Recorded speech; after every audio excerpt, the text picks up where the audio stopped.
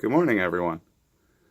I'd like to start off today just thanking everyone for the overwhelming response that I've gotten on the online video, the last one that I posted.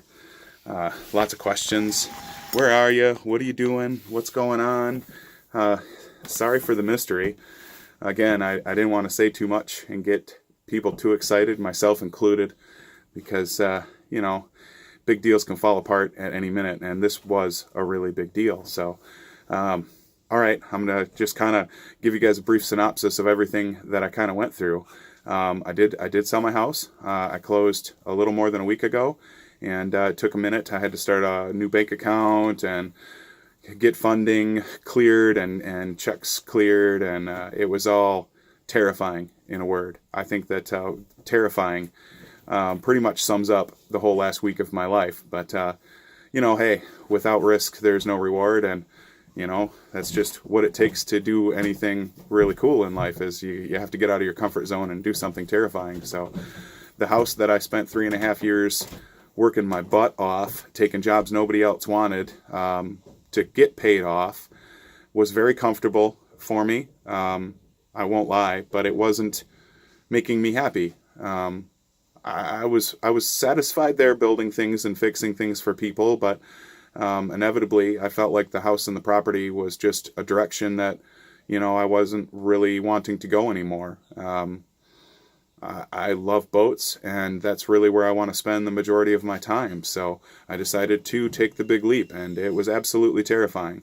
I left Michigan in one of the biggest snowstorms I think that we'd seen in 20 years. I was right on the edge of it, stuck behind jackknife semi trucks right in front of me, 6 times over, crossing 3 lanes of traffic, sliding.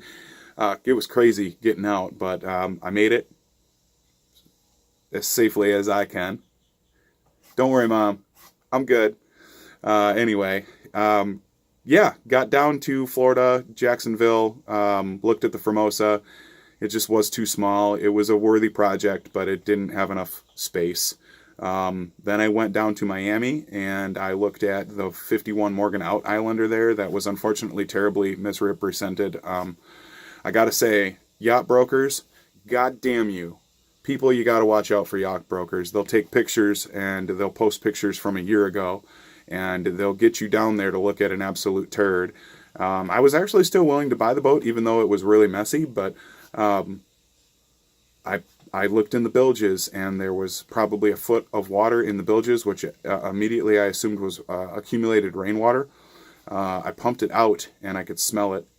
It was salt water, and that kind of dialed me into looking at the rest of the boat, and I saw salt water had been about 3 feet in the boat, over the floorboards, and more importantly, over the gas tanks and the electrical system. That was a deal breaker for me. They wanted $38,000 for that boat. And a couple of days before looking at that boat, I found a 45-foot Bruce Roberts, 1996. I talked to the owner, the fellow that actually commissioned the build and built the boat. His name is Tony. Just a wonderful, wonderful person, and so intelligent, and so much experience. It's I think I've made a new friend for life in Tony. I hope so anyway. He's really an awesome fella. He explained to me that he built the boat using Airex and Vinyl Easter. So we have, if you know cruising boats, Bruce Roberts is a hell of a name. Right up there with the Mel and Garden. Bruce Roberts are phenomenally designed boats for offshore cruising. On top of that, this boat was built with an Airex core. And what that is a closed cell dense foam. So if any water was able to get into something, it wouldn't wick the water anywhere. It would stop there, which is phenomenal. There's nothing below the water line in this Bruce Roberts that can rot. That's paramount in any boat design. You have to understand that. When you're looking at boats, one of the very important things is how they're cored. And foam and end grain epoxy infused balsa are absolutely superior when it comes to glass boats. On top of that, this is a Vinyl Easter boat. It's not built with polyester. It's built with vinyl ester. I hope I'm pronouncing that correctly. If I'm not, yell at me in the comments. I'm fine with that. Anyway, my explanation of that is that the Vinyl Easter carries kind of the best characteristics of both epoxy and polyester, where it'll work with every material like polyester does, but it doesn't let water push through it through osmosis and whatever like epoxy does. Epoxy is a very permanent barrier to water where polyester is not. So he chose this product to build the boat out of because it was a superior product. And inevitably, that's really what drew me to the boat, because I knew that Bruce Roberts' designs are fantastic, and the method that the fella had used to build it is exactly how I would build something. And to find a guy that builds like you do is awesome, because I would rather pay him. You know, I believe he spent about $40,000 in resin alone to build this boat. I'm sure, you know, so that's what he wanted for the boat, was 40 grand, basically the price in resin that he had. And the boat had solar panels on it and batteries and a good motor. The motor leaked some oil, you know, but I felt that I was, you know, more than able to fix that. So I did it. I bought the boat. I guess that's what this morning is really about, is giving you guys a tour of my new life. So, here we go. Hello! Joe Rogan. My pension. Skinny's here to help. We got projects. We're standing in the middle of the boat, so the tour is going to be kind of funny. Hold on. This is obviously the main chill spot. I got my pirate ship that I got from my grandpa, and my tie that I got from my friend when I bought my first boat. Anyway, this is the V-berth. I have plans here, which we'll probably go over in a later video, but I believe that this is the room I'm going to make into my own. But some changes need to be made. It's got a dresser and some storage here and a sink, but I want to make this bottom bed bigger and then maybe turn that into a shelf, but we'll see. So that's the whole overview of the inside. It's got a nice little kitchen with a nice gimbal stove that works really well. I did buy a coffee pot because all mornings start with coffee, copious amounts of coffee. The settee is seating for 6. I feel like I don't need seating for 6, so we're going to cut this down to make some more walking room in here. The bathroom, fairly simple, but it's all there. My hot water project, it's kind of funny, and I'll just tell you. It had a weird pressure problem, and I took it apart and found that the line was pinching. And I wasn't going to be able to fix it that night, but I still wanted to take a shower, so I decided to run the hot water straight to the hot water, thinking that it wouldn't get hot enough. And I was wrong. I basically boiled myself clean last night. So that shower was short, sweet, and really smoking hot, but I felt really clean when I got done. Anyway, that's my first project today, because at the end of every working day, I like to take a hot shower. Anyway, back onto the tour. Got my cool Key West surfboard that my friend Billy got for me, already hung up. For now, this is Skinny's room, and all the rooms are equally pretty awesome. This one has a bunk.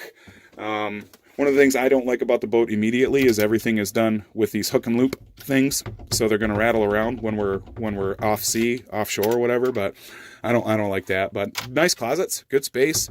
It's cool, and the refrigerator is mounted over here on the other side.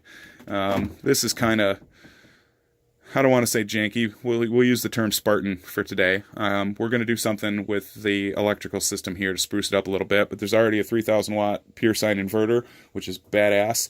And then I have my 2500 Cobra inverter. This has been my nest for the last couple of days. It's comfy. I got a foam mattress, and it's very big. As you can see, I can stand up here with, look at all this space I have above my head, and that hatch is not open. I love the headroom in the boat. Another closet, you know, fairly simple. So anyway, that's the outside of the boat. The engine is in here, and I'm sure over the course of the next few weeks of projects, you'll see that open. So we're not going to deal with that now, but up the stairs we go into the cockpit. Check out the view.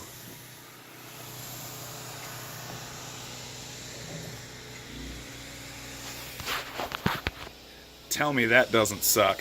Ha. So the boat's got a hard top on it and a hard Dodger on it. It needs to be refinished.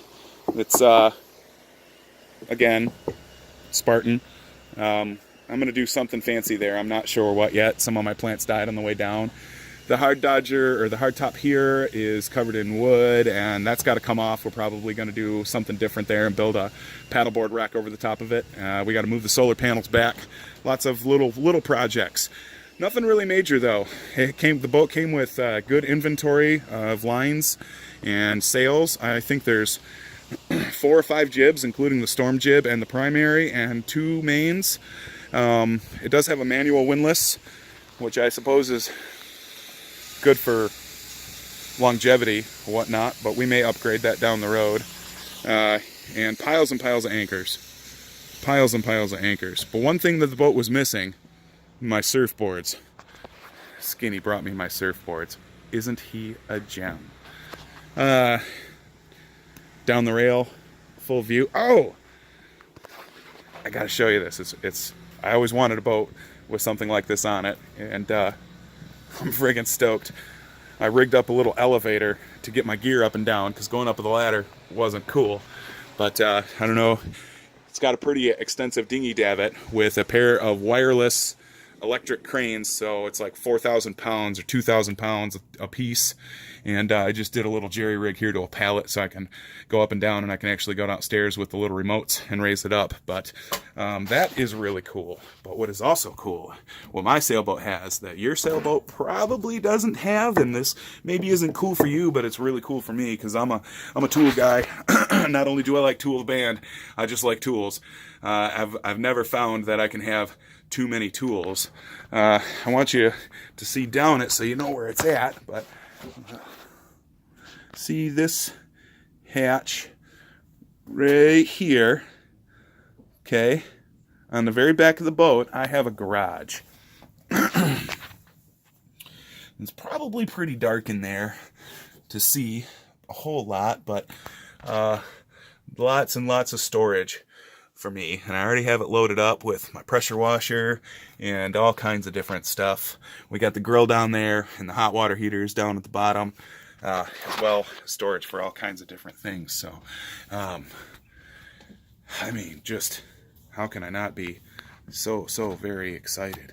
I'll show you guys the bottom of the boat real quick and we'll kind of wrap this up, but I figured you guys would like to see the whole thing.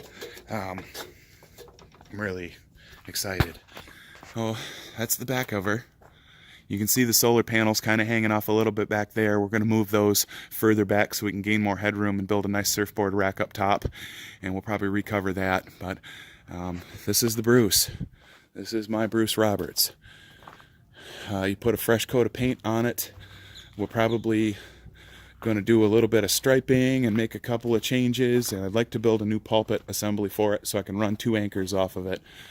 And other than that, she's pretty much all ready to go. Again, tell me that doesn't suck.